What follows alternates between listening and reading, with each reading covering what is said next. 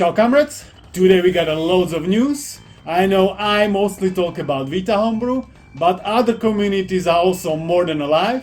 Shining example of this being the latest release of Universal Unbricker for every PSP by Davey. It is called Asherai, not sure if I'm pronouncing it correctly. You can see it on the screen, but it means resurrection in Scottish. While we are at the learning of new languages, Vzkriesenie means resurrection in Slavic languages. This Unbricker supports every PSP, even PSP Street and PSP Go, and it can unbrick any PSP and fully restore it to 6.61 official firmware. If you want to use it, you're gonna need memory stick, some files, PC and software, and this tool that is used for entering service mode on the PSP. I'm not gonna pretend like I fully understand the whole process. What matters is that it is here, and I'm very proud to see that even PSP is getting some tender loving homebrew care in 2024. Big up to all who made it happen. There was also new custom IPL and a Despertar del Cementario released. These are also used for unbricking and for using a truly permanent custom firmware on any PSP. Arc, that is better than Infinity. I came across nice videos that are going more in depth about all of these topics on the channel called The Zet. I'm leaving a link for his channel and for the videos down below.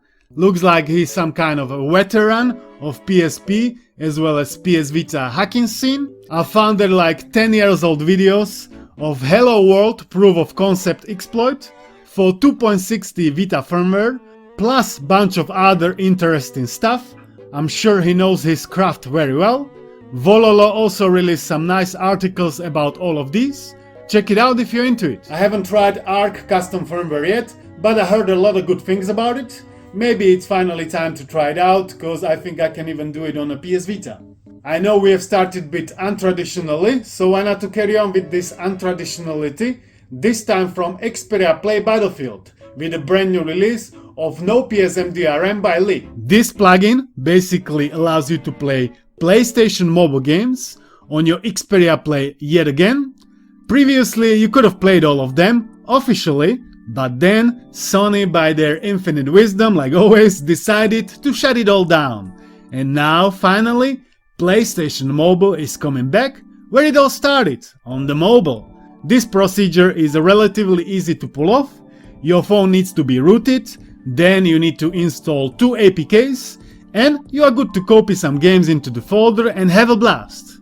Your Wi-Fi needs to be turned off for the games to work. If you wanna see it in action, creator made a YouTube video that is showcasing the whole process. I think he said it took him like 5 years to get it done. Seems like a great achievement. I haven't tried it yet. I think it's time to dig up my Xperia Play and get it installed, cause I'm really excited to see even Xperia Play is getting some love in 2024. Thumbs up! If you can hear some jackhammer in the background, it's because this guy's gotta do it right now when I'm recording it. I'm sorry, but it's gotta be done now. Right after, we got more exciting and sad news at the same time from the Switch Battlefield. Guys that were porting GTA 5 to Switch announced that they are taking everything down and that they are done with it. Supposedly they haven't received any legal threats, but it was their decision to call it off. They have at least showed us how far they have gotten, and honestly the footage is looking hell of a promising. For that short of a period, it's pretty solid accomplishment in my opinion. Shame they have decided to take it all down.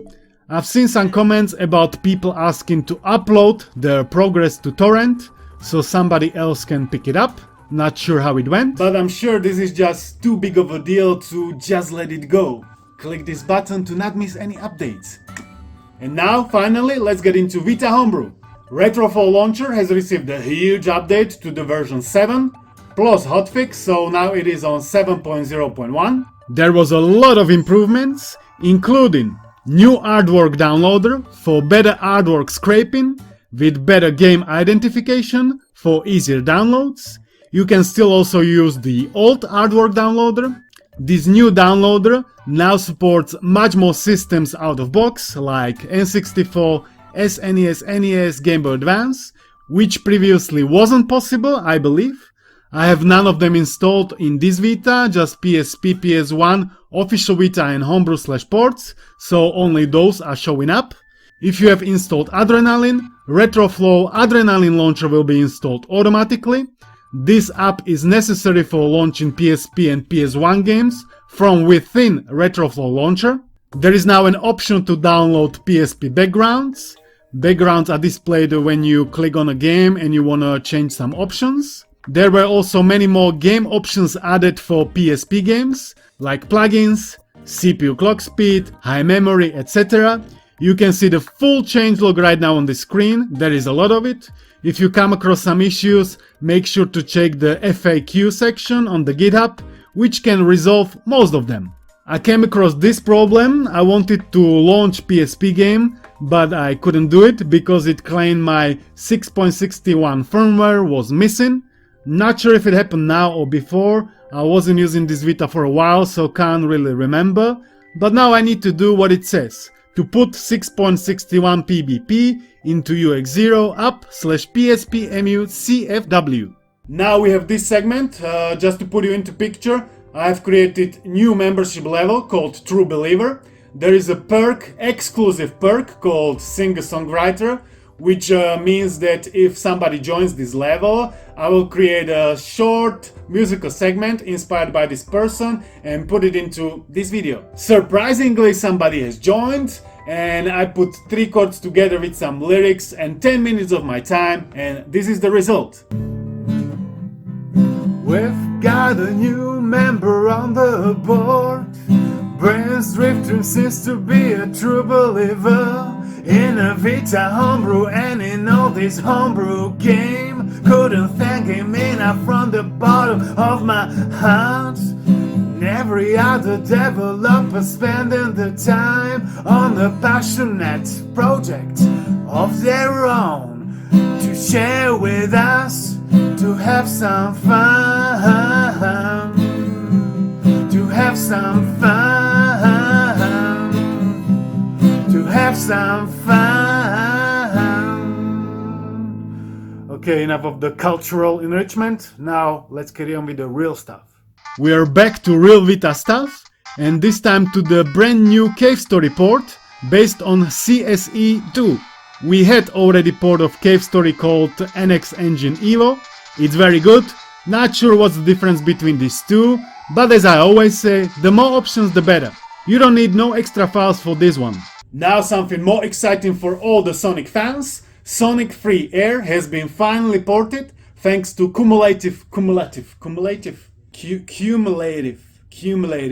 Thanks to cumulative effort of M-K, Glintwine and Renegatamente.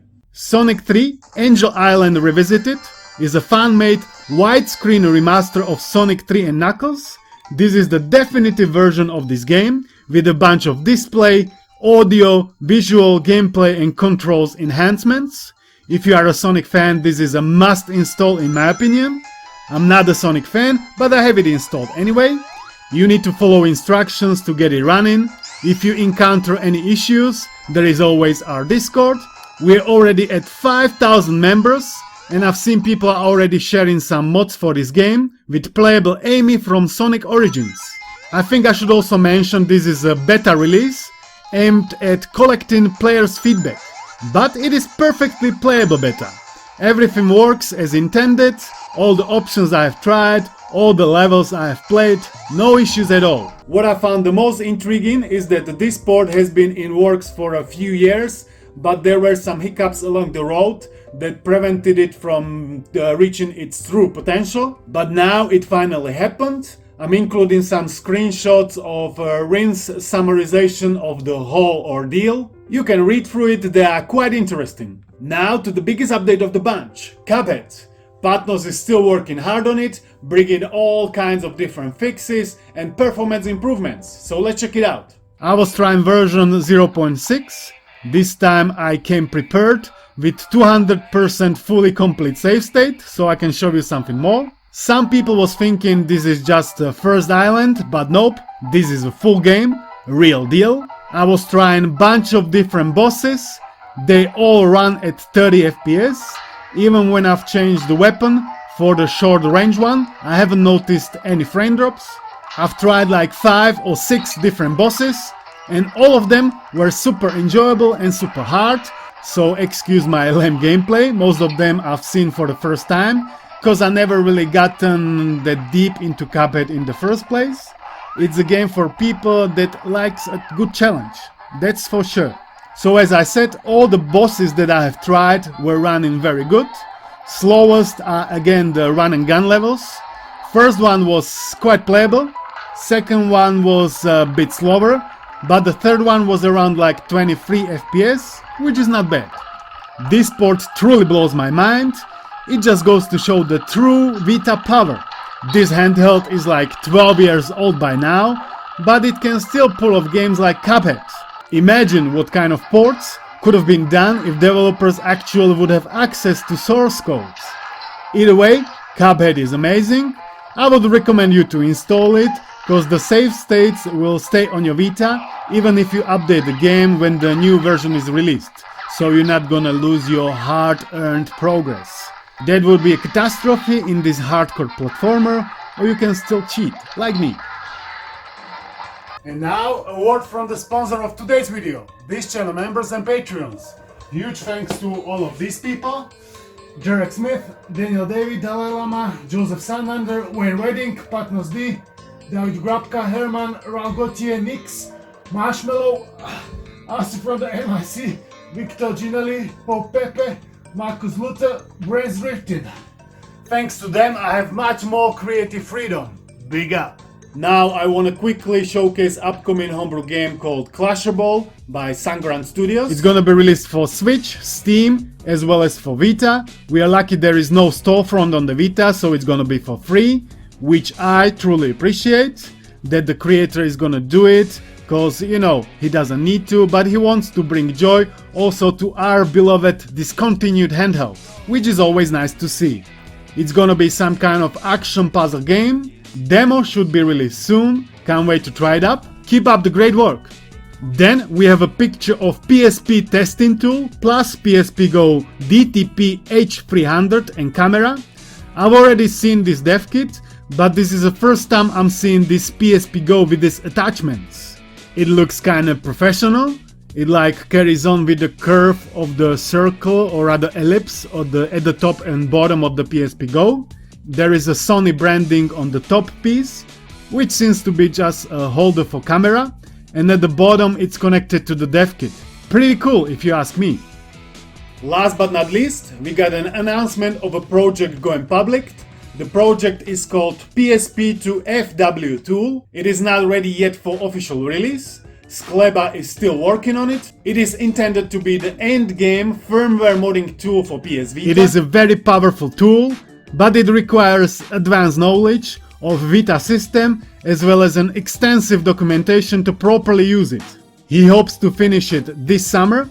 It looks like you can make even now a custom firmware package that will directly boot to Linux or have it dual boot. They have already a loader on the crypto coprocessor done, as well as the ARM bootstrap. Linux boots to a certain point. These are amazing news. Linux or dual boot on Vita sounds amazing. Can't wait till summer, but I always can't wait till summer because summer is the best. And very last, Mikado is working on a new modded Minecraft version for PS Vita. It's gonna allow you to have custom texture packs, even with shaders, custom skins. It will have cheat client, and it will allow you to play with unmodded versions too. Plus much more. If you wanna know all the latest updates, make sure to join Creators Discord. Then I have here more bullet points like emulators on App Store. I don't have iPhone, but it's great to see Apple has finally decided to bring emulators on every mobile phone out there. Then I got here Pretendo. I'm gonna be surely making separate video on this one because it is an incredible network. And then I have here Unlock Switch. That's the Mix Switch competitor. I didn't really buy Mix Switch because that's quite overpriced, and I'm not sure if I would even received it because many people didn't. This Mix Switch is quite cheap. According to information, it's gonna cost $40, so I would like to try it out to see what it's all about. Stay tuned, and also let me know what you think of these not just Vita Homebrew news. I know many of you are into them. Me too, so let me know your thoughts down below. That's gonna be it for this week. Loads of solid updates. Which one do you like the most? I really love the possibility of other OSs on the Vita. This is what I call groundbreaking news. I would like to thank you all for watching. Thanks to members and Patreons for support. Peace out. For the outro, we already had song, so I thought why not to enjoy my cat eating grass.